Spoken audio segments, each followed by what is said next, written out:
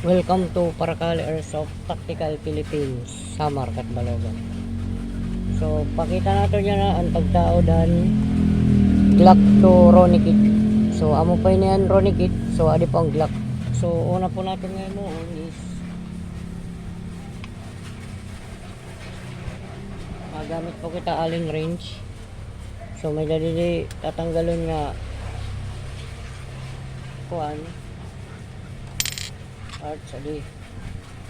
So, para madali lang. Tapos, ang pag-abre naman, bubusin mo lagi.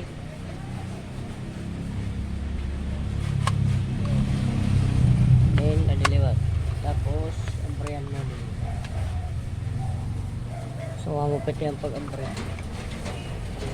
Tanggalan mo yun eh. Ang upit yung Glock. Tapos, iniya, amin din tatao di dahil imo para makakasakan imo Glock.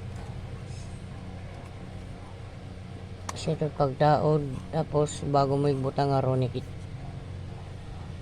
So ini nga kuan, pwede gyapon ini angod na, ini nga Ronnie Kit. So double purpose pa ini, pwede airsoft, pwede real steel. So amo pa di, so balik ta pagpakita ko lang ang pagtaod. So may alignment po tiya bago ka magbutang. Kailangan mo open mo kabutang para pagkakasadirya masuot. Tapos isara mo na,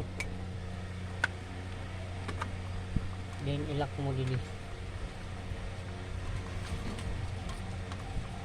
yun, tapos dili lock mo, so balik mo na mo anong part imo parts.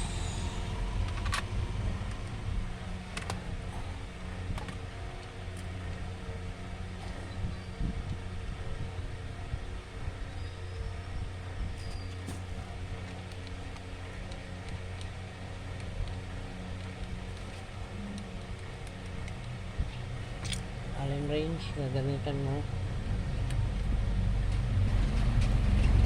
kailangan ni sakto na't imo pagugot diri liwat ora para diri ama straight.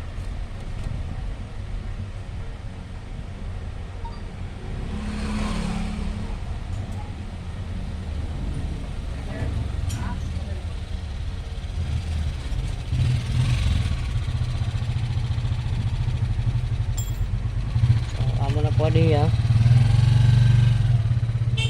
Amo na po inian Ronnie Kit. So gimbutangan ko grip.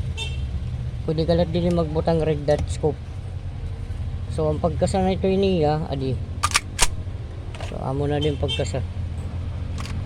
Pwede kaliwat dili. Depende kung wala tuot imo kung nain ka comfortable pagkasa. May right nga and left. Tapos adi ang burtangan dili extra magazine. So dili po an extra magazine, burtangan po dili.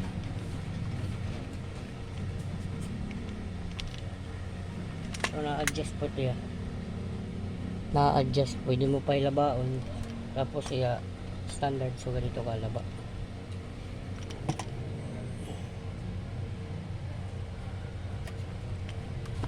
So amo pa niya.